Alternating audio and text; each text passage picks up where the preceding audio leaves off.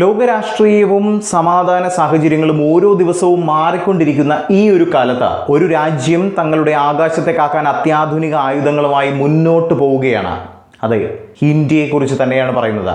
അടുത്ത കുറച്ച് വർഷങ്ങളിൽ ഇന്ത്യയുടെ എയർ ഡിഫൻസ് ശക്തി ലോകത്തിലെ ഏറ്റവും ശക്തമായവയിൽ ഒന്നാകാൻ പോകുന്നു എന്നതാണ് പ്രതിരോധ വിദഗ്ധർ ചൂണ്ടിക്കാണിക്കുന്നത്. അതിന്റെ ഏറ്റവും വലിയ കാരണമായി മാറാൻ പോകുന്ന ഈ ഒരു തീരുമാനമാണ് ഇപ്പോൾ ലോക ശ്രദ്ധ നേടിക്കൊണ്ടിരിക്കുന്നത്.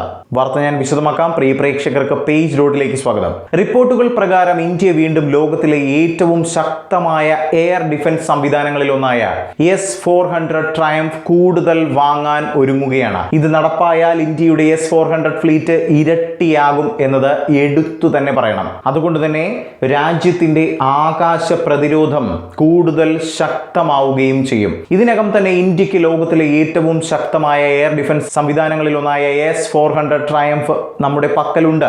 ഇപ്പോൾ ഇന്ത്യൻ വ്യോമസേനയുടെ പുതിയ പദ്ധതി പ്രകാരം കൂടുതൽ 5 S-400 യൂണിറ്റുകൾ കൂടി വാങ്ങാൻ സർക്കാർ അനുമതി നൽകിയിരിക്കുകയാണ്. ഈ പദ്ധതി നടപ്പായാൽ ഇന്ത്യയുടെ S-400 ഫ്ലീറ്റ് 10 യൂണിറ്റുകളായി, അതായത് ഇരട്ടിയായി മാറുമെന്നതാണ്. എന്തുകൊണ്ടാണ് ഇന്ത്യ ഇത്ര വലിയ നിക്ഷേപം വീണ്ടും നടത്തുന്നത്? ഇത് ഇന്ത്യയുടെ സുരക്ഷയ്ക്ക് എന്തു മാറ്റമാണ് കൊണ്ടുവരിക? ഇപ്പോൾ ഈ ഒരു പദ്ധതി പ്രൊക്യൂർമെന്റ് പ്രക്രിയയിലെ ആദ്യഘട്ടത്തിലാണ് നിൽക്കുന്നത്. അടുത്തതായി ഈ നിർദ്ദേശം ഡിഫൻസ് അക്വിസിഷൻ കൗൺസിലിലേക്ക് കൈമാറും. അതിനുശേഷം ചെലവ് സംബന്ധിച്ച ചർച്ചകളും നടക്കുമെന്നതാണ്. അവസാനമായി ഇന്ത്യയുടെ ക്യാബിനറ്റ് കമ്മിറ്റി ഓൺ സെക്യൂരിറ്റി അനുമതി ലഭിച്ചാൽ മാത്രമേ ഈ കരാർ ഔദ്യോഗികമായി നടപ്പിലാകൂ. ഇന്ത്യയും റഷ്യയും തമ്മിൽ 2018 ഒരു വലിയ പ്രതിരോധ കരാറുണ്ടായിരുന്നു. ആ കരാർ പ്രകാരം ഇന്ത്യ റഷ്യയിൽ നിന്ന് 5 S-400 സിസ്റ്റംസ് വാങ്ങാൻ തീരുമാനിച്ചു. ഈ കരാറിന്റെ മൂല്യം ഏകദേശം $5.43 ബില്യൺ ആയിരുന്നു. ഇപ്പോൾ വരെ നമ്മുടെ രാജ്യത്തിന് 3 S-400 സ്ക്വാഡ്രൺസ് ലഭിച്ചും കഴിഞ്ഞു.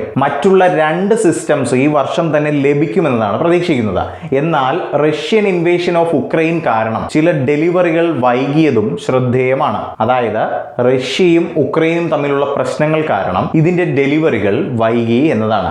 S-400 സിസ്റ്റത്തിന്റെ കഴിവ് ഇന്ത്യക്ക് നേരിട്ടുള്ള സാഹചര്യങ്ങളിൽ തന്നെ തെളിഞ്ഞു എന്നതാണ് റിപ്പോർട്ടുകൾ സൂചിപ്പിക്കുന്നത്. കഴിഞ്ഞ വർഷം നടന്ന നമ്മുടെ അഭിമാനമായ ഓപ്പറേഷൻ സിന്ദൂറിന്റെ സമയത്ത് ഈ സംവിധാനം വലിയ പങ്കാണ് വഹിച്ചത്. അതായത് ശത്രുക്കളുടെ യുദ്ധവിമാനങ്ങളെയും മറ്റ് എയർക്രാഫ്റ്റുകളെയും ബാലിസ്റ്റിക് മിസൈലുകളെയും ഒക്കെ കൃത്യമായി കണ്ടെത്തി ആകാശത്ത് വെച്ചതിനെ നിർവീര്യമാക്കി കളഞ്ഞു എന്നത് ശ്രദ്ധേയമായ ഒരു കാര്യമാണ്. പാകിസ്ഥാൻ ഉപയോഗിക്കുന്നത് HQ-9 എന്ന ചൈനീസ് എയർ ഡിഫൻസ് സംവിധാനമാണ്. ഈ സംവിധാനത്തിന് ചില സാഹചര്യങ്ങളിൽ പരിമിതികൾ ഉണ്ടെന്ന അഭിപ്രായം ചില പ്രതിരോധ വിദഗ്ധർ വ്യക്തമാക്കുന്നുണ്ട്. ഇന്ത്യയുടെ കിഴക്കൻ അതിർത്തിയിൽ ചൈന മിസൈൽ സംവിധാനങ്ങൾ വിന്യസിച്ചിരിക്കുമ്പോഴും പടിഞ്ഞാറൻ അതിർത്തിയിൽ പാകിസ്ഥാൻ പുതിയ ആയുധങ്ങൾ സ്വന്തമാക്കുകയാണ്. ഇത്തരം സാഹചര്യത്തിലാണ് ഇന്ത്യ കൂടുതൽ ശക്തമായ എയർ ഡിഫൻസ് നെറ്റ്വർക്ക് നിർമ്മിക്കാൻ ശ്രമിക്കുന്നത്.